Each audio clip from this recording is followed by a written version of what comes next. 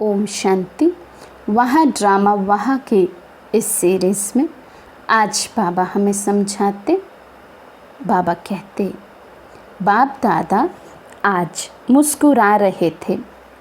बच्चों में 3 शब्दों के कारण कंट्रोलिंग पावर, रूलिंग पावर कम हो जाती है।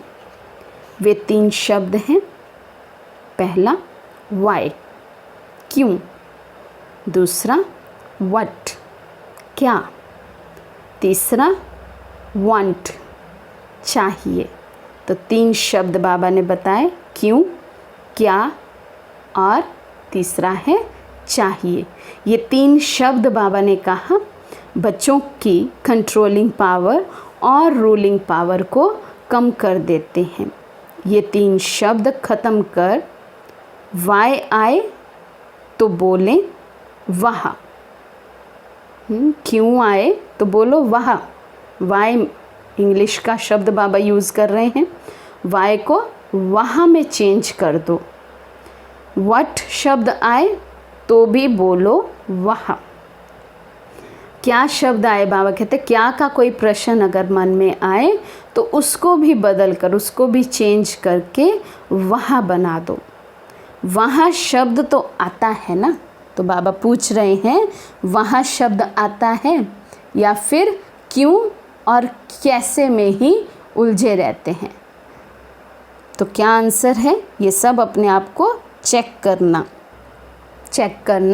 कि सारा दिन में वहाँ शब्द कितना दिल से निकलता है, केवल मुख से नहीं, दिल से निकलता है। वहाँ मेरा भाग्य, वहाँ मैं श्रेष्ठ आत्मा, वहाँ मुझ आत्मा का श्रेष्ठ पाठ, वहाँ मेरा बाबा, वहाँ ड्रामा का हर सीन कल्याणकारी, वहाँ कल्याण ही कल्याण है मेरा।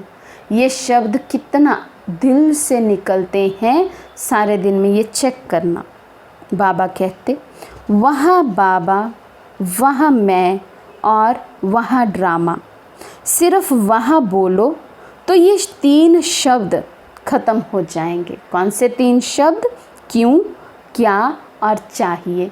ये तीनों शब्द बाबा कहते हैं अगर किसी बच्चे को ख़त्म करने हैं, अर्थात अपने में कंट्रोलिंग पावर, रूलिंग पावर को बढ़ाना है, तो बाबा कहते बस वहाँ के गीत गाते रहो। उस दिन भी सुनाया कि बाप दादा ने कौन सा खेल देखा।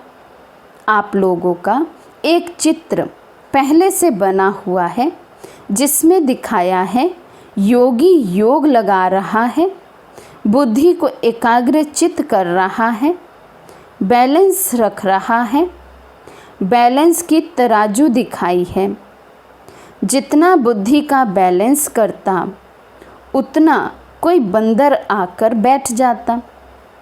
इन तीनों बातों के बंदर आ जाते हैं तो बैलेंस क्या होगा, हलचल हो जाएगी ना, बैलेंस नहीं रहेगा। मन क्या हो जाता है, बंदर मिसाल। तो बाबा कहते बंदर मिसल हो गया तो क्या करता है, इन 3 शब्दों में ही वे कूदता रहता है, क्यों, क्या और चाहिए में। तो एक तरफ बाबा एक हमें चित्र याद दिला रहे हैं, पुराना चित्र है।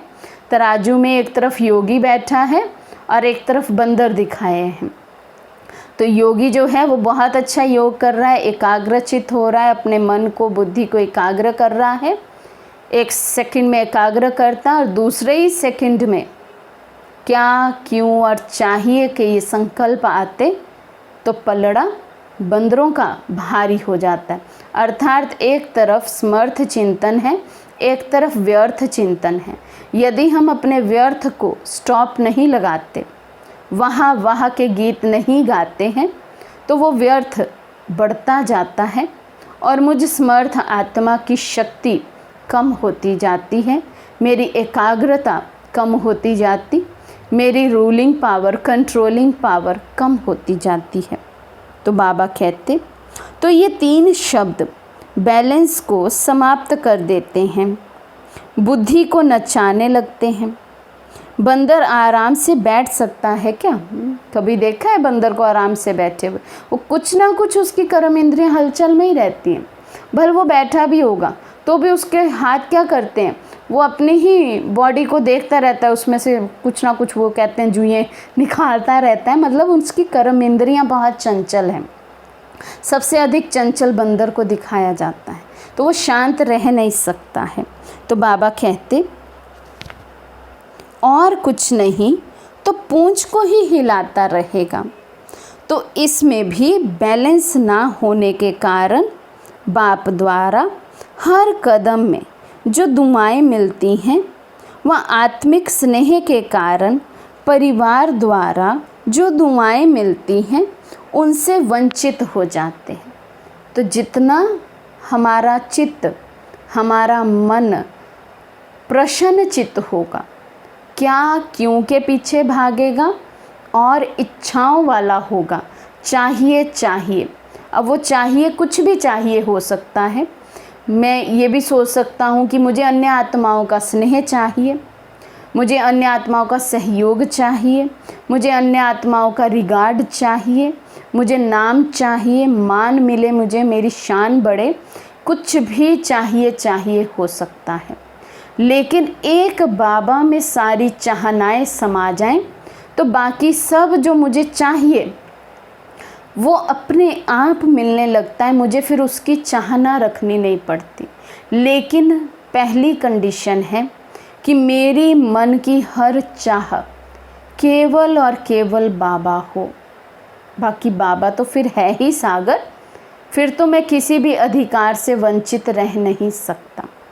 तो इसलिए तब हमें परमात्म दुआएं भी मिलती हैं, ब्राह्मण परिवार की भी दुआएं मिलती हैं। और दुआओं के लिए बाबा कहते हैं कि दुआएं सदा लिफ्ट का काम करती हैं हमारे पुरुषार्थ को आगे लेकर जाने में।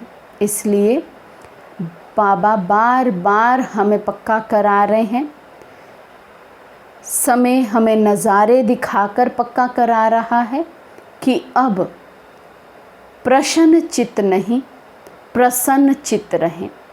सदैव वाह वाह के गीत बाप के प्रति, स्वयं के प्रति, ड्रामा के प्रति निकलते रहें।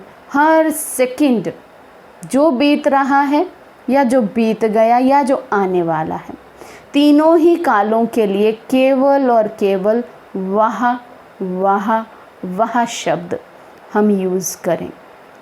अब समय की यही पुकार है, तभी हम अपनी उड़ती कला, अपने संपूर्ण स्थिति को प्राप्त कर सकेंगे।